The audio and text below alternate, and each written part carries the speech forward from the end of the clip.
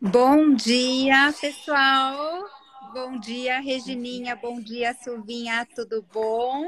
Bom dia, doutora. Tudo bem? Bom Tudo dia, doutora. Bom jóia. dia a todos. Bom dia a todos os nossos amigos imunematológicos estão entrando. A gente está muito feliz com isso. E a gente primeiro queria explicar um pouquinho o que motivou a ProSangue a fazer essas séries de lives. Elas são séries que vão acontecer uma vez a cada mês. E a nossa ideia é discutir temas gerais de hemoterapia. Então, no caso específico da imunematologia, a gente vai discutir casos que foram importantes no laboratório, não necessariamente complexos, mas casos que levaram a gente à discussão e que seriam muito importantes que fossem discutidos em conjunto com vocês. E também vão ser abordados outros temas de hemoterapia em geral. Temas que são novos, temas que exigem adaptação de protocolo e que também a gente queria conversar com vocês. Na verdade, a gente brincou entre a gente que todas as vezes que a gente faz uma discussão de caso, a gente gostaria de colocar numa live no Instagram para ter a opinião de todo mundo, porque são casos que a gente aprende tanto a cada dia e a gente queria dividir um pouquinho com vocês. Então, hoje o que a gente vai apresentar foi um caso muito legal que aconteceu, porque levou a uma série de discussões. Eu vou só brevemente apresentar o caso, porque depois a Silvinha vai falar tudo que foi feito na agência transfusional e a Regininha vai falar tudo que foi feito no laboratório de referência. Mas é um caso em que vocês muito se deparam na prática de laboratório, que é uma situação em que era um paciente que tinha uma pesquisa de anticorpos irregulares, a triagem negativa, e no momento em que se foi cruzar as bolsas para selecionar para transfusão, a prova cruzada ela era positiva. Então, a gente espera com esse caso discutir um pouquinho o que a gente tem que fazer nessas situações e levantar uma bandeira, porque realmente ele foi muito, muito emblemático. Então, eu convido agora a Silvinha para falar o que foi feito no laboratório, apresentar um pouquinho do caso, para a gente entender um pouco. Olá a todos, né? Bom dia, sejam todos bem-vindos, né? A nossa primeira live. Então, como a doutora Carla já colocou, né? É um caso que acontece, eu acho, na nossa rotina e na rotina de todos que estão aqui com a gente. Não é tão incomum, né? A gente encontrar um paciente com pesquisa de anticorpos irregulares negativa e prova de compatibilidade positiva. Então, nas nossas agências, né, aqui na ProSangue, nós realizamos os testes pré-transfusionais nos nossos receptores, né, a tipagem ABO, RH e a pesquisa de anticorpos irregulares na metodologia GEL. Falando um pouco mais sobre a prova de compatibilidade, quando a gente vai cruzar os componentes eritrocitários, a gente primeiro realiza uma prova de compatibilidade imediata, né? Então, para que a gente evite algum erro esse hemocomponente, então visando a incompatibilidade ABO, então nós primeiros cruzamos em temperatura ambiente na metodologia tubo, e em seguida nós compatibilizamos em geoteste. E no nosso caso, nós encontramos uma prova cruzada positiva, então a gente tem que lembrar que, é claro, as nossas hemácias de triagem, elas representam a maioria, né, dos antígenos eritrocitários, porém, isso não exclui que a gente encontre naquele doador daquela prova cruzada um outro antígeno. A gente tem que lembrar que nós temos listados mais de 340 antígenos eritrocitários, então não é incomum que a gente pegue um caso onde nós não vamos pegar uma reatividade na pesquisa, mas vamos pegar a prova de compatibilidade positiva. E aí, depois, né, nós descartamos, então, se essa bolsa em questão, se esse doador apresentava um TAD positivo, então descartado, né, o TAD, foi feito o TAD da bolsa e a prova de compatibilidade continuava positiva. E também a gente tem sempre que pensar que a gente deve dar importância a esse resultado, né? Nós não devemos simplesmente achar que pode ser só contra aquela bolsa, né? E não dar importância e simplesmente a gente passar para uma outra bolsa, cruzar outras bolsas, né? Até a gente encontrar uma prova de compatibilidade negativa e transfundir o paciente. Então, no nosso caso, depois que a gente fez tudo isso, a gente encontrou então essa prova cruzada e nós encaminhamos as amostras para o nosso laboratório de imunematologia clínica, que é o nosso laboratório de referência, para fazer, né, para identificar, para pesquisar o porquê que aquela prova cruzada estava positiva e aí dar o andamento, no caso, até o nosso receptor poder ser transfundido. É importante a gente lembrar que, nesse caso, a gente tinha uma colaboradora muito boa na agência transfusional e ela seguiu todos os passos. Então, diante de um paciente que tem uma pesquisa de anticorpos irregulares negativa e uma prova de compatibilidade em AGH positiva, a primeira coisa que você pensa é se a bolsa que você está testando, ela não é TAD positivo. Então, a gente sabe que existe uma frequência baixa, mas relevante de doadores que têm TAD positivo, e no momento que você faz a prova cruzada em AGH, você pode ter sim a positividade porque a bolsa tem o TAD positivo. Então, a primeira coisa que se pensa é se o TAD da bolsa é positivo, isso foi feito, o TAD era negativo. Então, a segunda hipótese que foi aventada e que deve sempre ser aventada é se aquilo não é um anticorpo contra um antígeno de baixa frequência. Porque, como a Silvinha disse, a gente tem um painel a representatividade da maior parte dos antígenos eritrocitários, mas os de baixa frequência, eles, na maior parte das vezes, não estão representados. Com exceção do Diego A, em que a gente exige, por legislação, que ele esteja representado no nosso painel de hemácias. Mas existem outros que o paciente pode ter um anticorpo e naquele momento a pesquisa é negativa porque ele não estava representado na triagem, mas a bolsa que você selecionou por algum motivo tinha aquele antígeno. Então aí veio a decisão da colaboradora muito acertada de cruzar uma segunda unidade. Porque se você tem um anticorpo contra o antígeno de baixa frequência, no momento que você troca a bolsa, a maior chance, a grande chance é de que essa bolsa seja negativa. E naquele momento a bolsa foi positiva e aí ela parou e decidiu fazer sim a identificação de anticorpos junto ao laboratório de referência. E aí a gente fala que foi o fato mais acertado que ela fez, porque eu sempre brinco que a gente começa a fazer bruxaria quando isso acontece, né? Então tá em gel, vamos levar para tubo, vamos tirar o potencializador. E na verdade não, porque aqui a gente teve um resultado que foi surpreendente, que deu margem a muita discussão. Então agora a Regininha vai apresentar o que tinha lá no laboratório de referência. Tá falhando de vocês? Meu tá. Então vai. Vê se... Não vai dar falando, né? Só um minutinho que o da Rê... O da Rê tá girando. Bom, vamos lá, né? Continuando. Vamos continuando o caso. Realmente a gente recebe, então, essa amostra.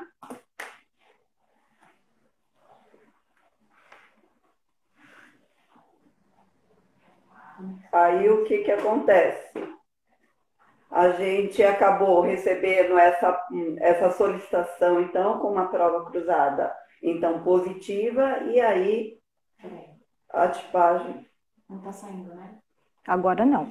Um ainda está girando, da Rê. Ela vai entrar pelo PaproSangue. Deixa aí, você fala aqui nesse aqui, tá? Peraí.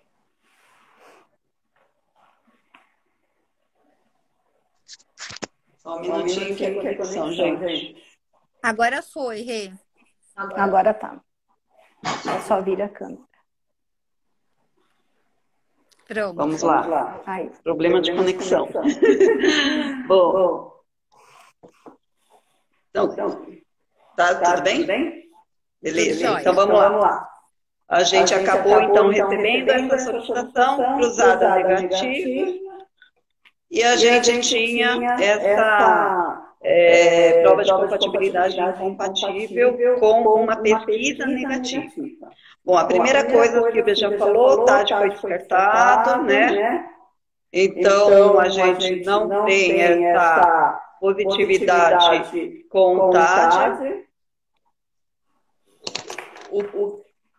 O que mais a gente tem? A gente também tem, lá na agência, a Silvia acabou trabalhando com 2 células, né? Então, a nossa rotina trabalha com 2 células de triagem e uma terceira, que é a hemácia Diego, como a doutora Carla já mencionou, que é importante a gente ter essa questão da célula obrigação, né? Obrigação da legislação nossa. Bom, recebendo essa amostra, nossa primeira coisa é repetir, a gente repete a triagem, tá? E já passa para um painel. Repetimos a nossa triagem, a nossa reversa, a gente tinha aí um primeiro fato novo, que foi a incompatibilidade da prova direta com a reversa. Então, nós não mencionamos isso ainda, mas a gente tinha uma incompatibilidade em gel da prova direta com a reversa. Então, a tipagem direta, ele era bem positivo, e na tipagem reversa, ele tinha, além do anti-A previsto de 4 cruzes, tinha um anti-B de 3 cruzes. Tá? Bom, isso já leva a uma outra situação. Baixa frequência, como a doutora Carla colocou, é uma coisa que a gente já pensa por quê? Seria muito, né? A baixa frequência que já está dizendo. Seria uma bolsa. Só que a gente estava com a reversa também incompatível. Então, o primeiro ponto. O que poderia ser isso? Alguma coisa fria. Então, dentro de todos esses outros antígenos que a Silvia comentou, poderia estar uma positividade aí por conta de algum anticorpo frio que também está atrapalhando a reversa. Bom, ok. Então, o que a gente tinha ali era que fizemos toda a prova procurando um anticorpo frio. Então, uma triagem em tubo procurando um anticorpo frio, não tinha o que fazer, então não era algum anticorpo frio. Da mesma forma, a gente acabou fazendo, então, um pré-aquecimento para ver se isso sumia. Pré-aqueceu, não sumiu. Então, alguma coisa, o que está acontecendo aí? Tá? Então, a gente tinha essa possibilidade. Não é um TAD, como já foi visto na agência, não é um anticorpo frio, porque não está, né? Quando resfria não aparece, quando aquece não some, então aparentemente não é um anticorpo frio. E a gente tinha essa possibilidade aí, então, o que é? E também não é tão baixa a frequência, porque está dando na hemácia de reversa, né? Na reversa aí que está sendo incompatível, e mais nessa prova de compatibilidade.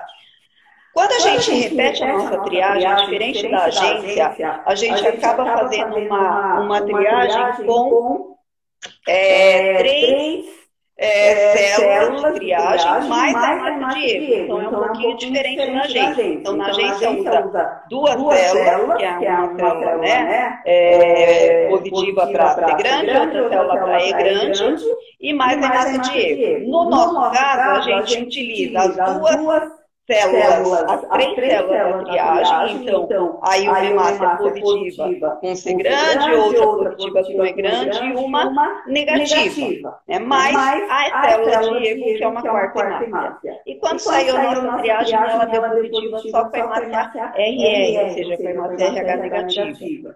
Isso tem que fazer, isso a gente, né, já chama atenção que alguma coisa diferente. Tá? Então, o que a gente acabou colocando? A gente passou o painel mostrou para nossa surpresa 2 anticorpos. Tá? Um anticorpo em LIS, tá? Então, a gente tem aí um anticorpo em LIS, que foi um anticorpo identificado como anti-F, e mais um outro anticorpo em enzima, que era um anticorpo anti-E. Esse paciente foi fenotipado, ele era fenótipo R2, ou seja, E pequeno negativo, né? Então, E grande positivo, E pequeno negativo, C grande negativo e C pequeno positivo, então ele pode sim fazer um anti-F e ele pode fazer um anti-E pequeno também. Curioso disso é que a nossa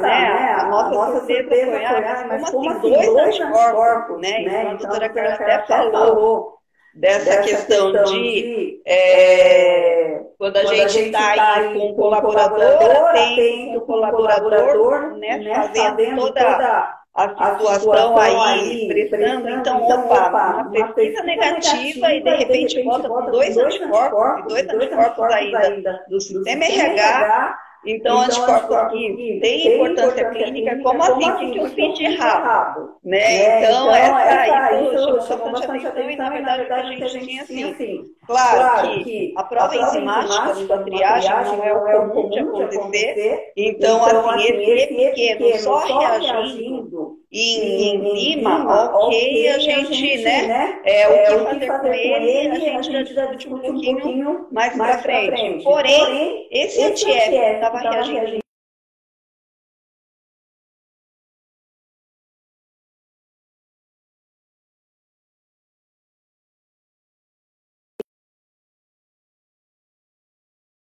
tem um problema aí no som, né?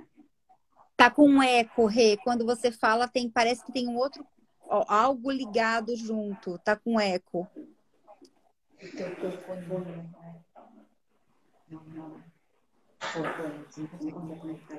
Deixa eu ver aqui, só um minutinho, então, para a gente continuar. Então, para quem não estava com muito de ouvir, o que foi feito? Quando essa amostra chegou no laboratório de referência, o que a gente tinha? A gente tinha na identificação de anticorpos um anti-F e quando a gente tratava as hemácias ou testava com as hemácias em papaína, a gente tinha um anti-E pequeno. Isso levou a uma certa perplexidade da colaboradora da agência, que ela falou assim, como assim? O que eu fiz de errado? Eu fiz a triagem era negativa, então eu fiz a triagem com as 3 hemácias, 2 hemácias do painel e uma hemácia que era hemácia Diego, e o que aconteceu? Eu levo isso para identificação de anticorpos, porque a prova cruzada estava positiva, e eu tenho em LIS um anticorpo com uma relevância clínica, que é um anticorpo direcionado a um antígeno do sistema RH, que é o anti-F, e eu tenho em enzima um outro anticorpo, que é o anti-E pequeno, também do sistema RH. E o que aconteceu aqui? E aí, a gente discutindo muito, a gente lembrou que o anti-F, e o antígeno F e o anti-F, ele é esquecido. Então, o que acontece? Quem é F negativo? Para você ser F positivo, o F ele está presente na combinação do C pequeno e o E pequeno. Então, quando você olha no painel, as hemácias que são C pequeno e E pequeno positivas, elas são F positivo, com exceção das hemácias R1, R2. E aí a gente tem que lembrar da genética, que para você ser F positivo, você tem que ter em um dos alelos C pequeno e E pequeno, juntos. Quem é F negativo? Quem é R1, R1, que aí é C pequeno negativo. Quem é R2, R2, que é C pequeno negativo, que é grande negativo. Ou quem é R1, R2, porque ainda que seja C pequeno e pequeno positivo, estão em alelos separados. Então, o C pequeno está com o E grande em um alelo e o C grande está com o E pequeno em outro alelo. O que acontece no momento em que você seleciona essas hemácias para a composição da triagem? A gente tem muito cuidado com o Diego. Então, exigimos a presença de uma hemácia que seja Diego positivo. Mas a composição do painel tem que permitir a detecção do F. O que aconteceu nessa situação? Todas as hemácias da nossa triagem da agência eram F negativo. E no momento em que cruza-se a bolsa E aí eu ressalto a importância da prova cruzada em AGH, porque sem a prova cruzada em AGH, isso muito provavelmente teria sido perdido. No momento em que eu cruzo isso com bolsas F positivo, porque a maior parte dos nossos doadores é F positivo, é R0R, é C pequeno e E pequeno positivo, a prova cruzada vem positivo.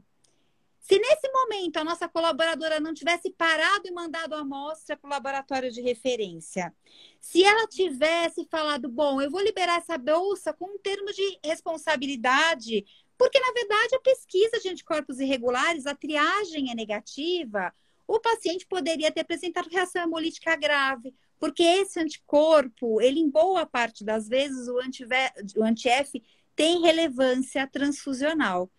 Então, a gente discutiu isso e a primeira coisa que chamou a atenção é, puxa vida, a gente deixa explícito na portaria, a gente deixa explícito nos nossos editais que a gente quer uma hemácia na triagem que seja de EGUA positivo.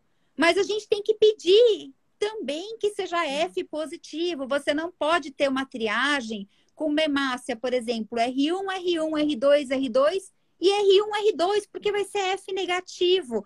E esse anticorpo vai ser perdido. Então, eu queria que a Silvinha complementasse, falando um pouquinho da prova cruzada, da importância da prova cruzada em AGH, porque a gente, muito quando isso foi colocado na portaria, houve uma reação muito forte de não devemos fazer em AGH. Imagina, nos Estados Unidos se faz prova cruzada eletrônica. Mas por que a gente vai fazer em AGH? A gente está duvidando que a pesquisa de anticorpos irregulares, que a minha triagem seja capaz de detectar anticorpos de relevância? Sim. Na verdade, a gente tem, como já foi dito, anticorpos de baixa, quanto antígenos de baixa frequência populacional, e a gente tem anticorpos que, às vezes, contra antígenos que não estão representados. E nesse RH,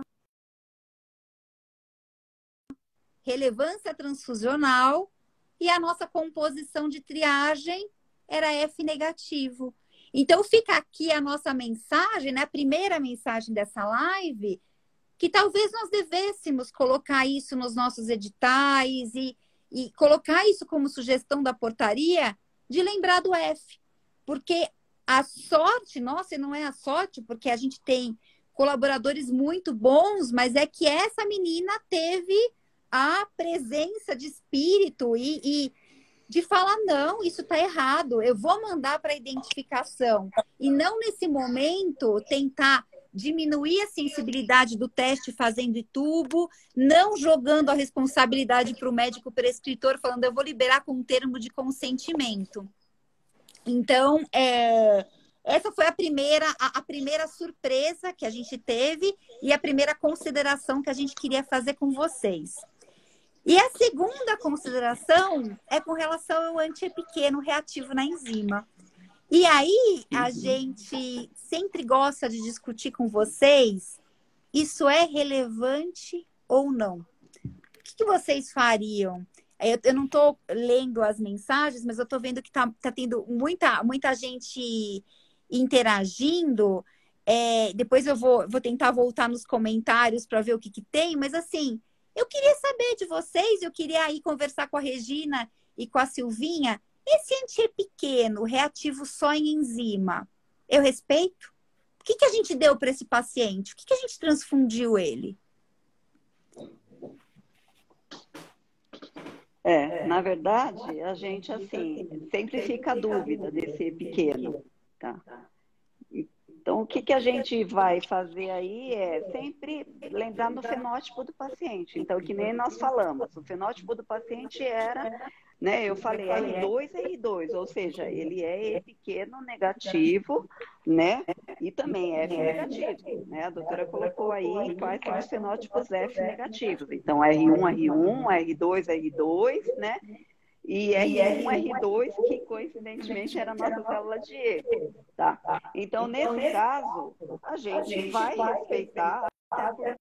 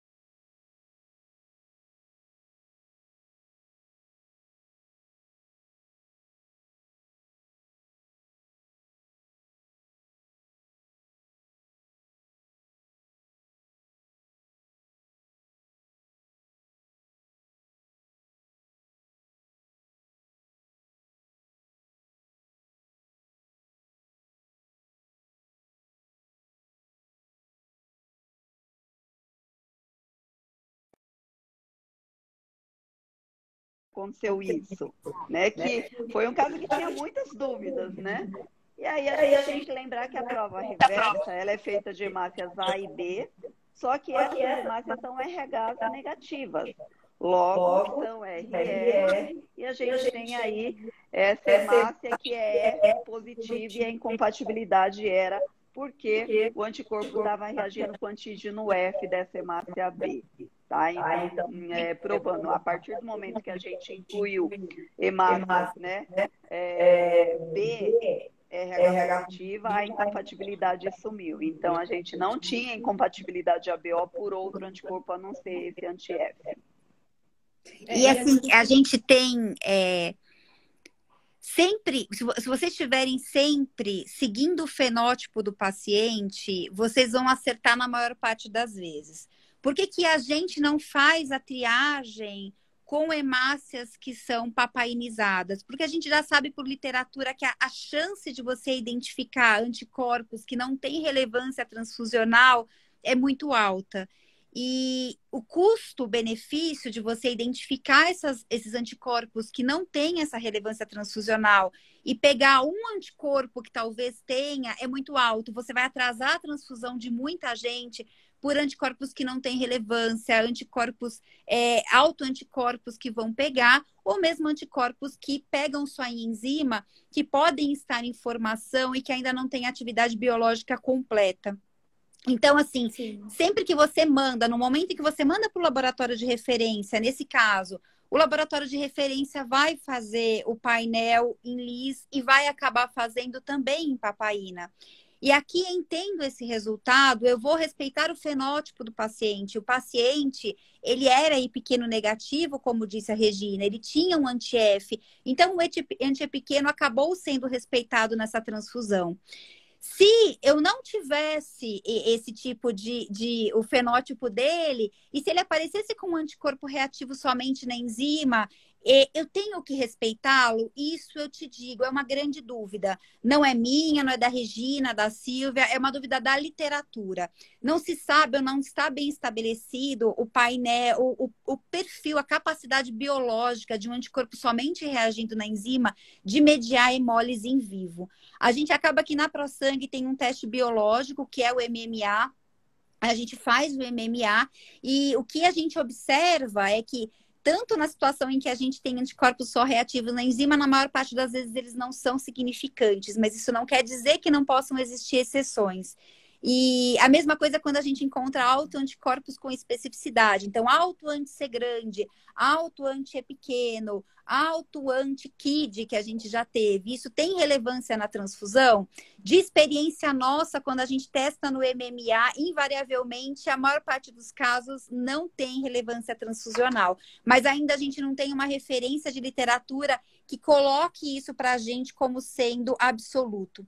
Então, em mandando para o laboratório clínico, laboratório de referência, e você tendo a especificidade dos anticorpos, se você puder respeitá-los, sim, eles devem ser respeitados. Essa é a forma mais elegante de você transfundir o paciente. Então, nesse momento, o paciente, ele deve receber o fenótipo dele. Então, ele era I pequeno negativo, ele era E grande positivo, é essa transfusão que ele vai receber. Se esse anticorpo reativo em enzima vai ter alguma atividade, eu não sei. Mas eu tenho com certeza um anti-F que tem um potencial, sim, de causar hemólise nesse paciente. Então, aí, assim, independente, mesmo se não aparecesse nada na enzima, né, a gente já tinha um anticorpo de relevância transfusional na identificação de anticorpos. E eu vou pedir para a Silvinha falar agora, porque a Silvinha acompanhou a mudança da portaria e eu estou vendo que tem algumas pessoas que entraram na live que até participaram da elaboração da portaria e dessa mudança de exigência de fazer a prova cruzada em AGH. Nós acompanhamos a resistência à época de algumas agências transfusionais de mudarem essa metodologia, então, de fazer a prova cruzada no spin imediato, que é uma prova cruzada que é basicamente desenhada para pegar incompatibilidade ABO, então ela é mais uma conferência que você tem de que não tem incompatibilidade ABO, para fazer aí em AGH, e aí veio aquela revolta, mas nós já fazemos a pesquisa de anticorpos irregulares. Nós já fazemos a pesquisa. E aí fica aqui a nossa mensagem. A pesquisa de anticorpos irregulares, ela não é absoluta, ela não é representativa de todos os antígenos. Então, sim, a prova de compatibilidade em AGH, ela é importante. E digo mais, o inverso também é verdadeiro. Se vocês têm uma pesquisa positiva, por exemplo, por um anti-DUF, por um anti-KID, por anticorpos que tem como ter efeito de dose. Se eu tenho uma bolsa com prova cruzada negativa, não quer dizer que ela não tenha antígeno. Ela pode estar com antígeno em dose. Então, por isso que eu tenho que, na pesquisa, identificar o anticorpo. E se ele for de especificidade que possa gerar efeito de dose, a prova cruzada pode ser negativa. Então, eu vou contar aqui um caso que a gente teve que também foi emblemático. A gente estava no noturno, tinha uma pesquisa positiva com anti-DUF-A. Naquele momento, as bolsas fenotipadas ficavam em um outro local da ProSangue. E o médico plantonista não queria ir lá pegar. O que ele fez? Ele ligou para o biologista da agência e pediu para cruzar a bolsa. E aí, o biologista cruzou e falou, a prova cruzada é negativa. E liberou 2 bolsas DUF-A positivo, DUF-B positivo. Então, liberou bolsas antígeno positivo que estavam em dose. Então, eu vi em algum dos comentários isso. E quando a minha pesquisa é positiva e a prova cruzada negativa, não quer dizer que a sua bolsa é compatível. A prova cruzada também não é absoluta, assim como a pesquisa também não é. Você tem que complementar os dois e aí ter, sim, colaboradores muito bem treinados para saber até onde parar. Então, na verdade, essa menina ela foi brilhante, porque não sendo TAD da bolsa, não sendo um anticorpo contra o antígeno de baixa, tenho que ver o que é.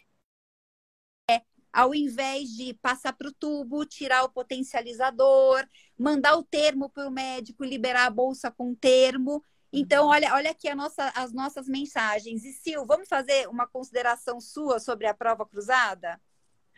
Eu acho que, assim, foi os 2 exemplos, né, que nós demos, doutora, né, de que a pesquisa de anticorpos irregulares não é soberana sobre a prova cruzada, e a prova cruzada nós vimos que não é soberana sobre a pesquisa, né, então, e nós não podemos garantir, né, como as pessoas acham que a gente pode, às vezes, confiar no histórico transfusional do paciente, principalmente quando os pacientes são transferidos para o nosso serviço, e mesmo o paciente estando consciente, os familiares conscientes, dizendo que aquela pessoa nunca entrou em contato com uma bolsa com outro antígeno eritrocitário, nós não temos como garantir isso, né? E então, realizar a prova cruzada, fazer a prova cruzada na fase de Cumbres, assim, para a gente, eu não vejo como não, né? Como não realizar, né? Eu acho que a pergunta tem que ser inversa. Por que você não realizaria, né? Depois dos 2 exemplos que a gente teve, vários outros que nós temos no nosso dia a dia, né? Nosso serviço atende um serviço de transfusão muito grande, né? Um hospital muito grande. Então, nós temos exemplos, nós temos praticamente diários, né? Então, a minha pergunta é, por que não realizar, né, a prova cruzada na fase de Cumbres, né, e não o contrário? Eu acho que os 2 testes não são soberanos, né? Eu acho que hoje todos que estão aqui acompanhando a gente já sabem de toda essa evolução da biologia molecular que nós tivemos na última década em imunemato, e cada vez mais nós descobrimos outros antígenos eritrocitários e nós descobrimos outros antígenos complexos, então, e muitos mais nós vamos descobrir ainda. Então, eu acho que a prova de compatibilidade na fase de Cumbres, ela é essencial. Então, acho que só para a gente... tem bastante gente comentando a questão da célula. Tem muitos serviços que trabalham só com 2 células de triagem. Então, assim, eu acho que esse é mais um motivo para a gente dar essa ênfase na prova de compatibilidade. Porque se a gente estivesse trabalhando com três células, quatro células, que nem lá quando a gente foi identificar, quando a gente já recebeu uma amostra da agência transfusional, a gente trabalhou com uma triagem com 4 células. Só que não é a realidade do país.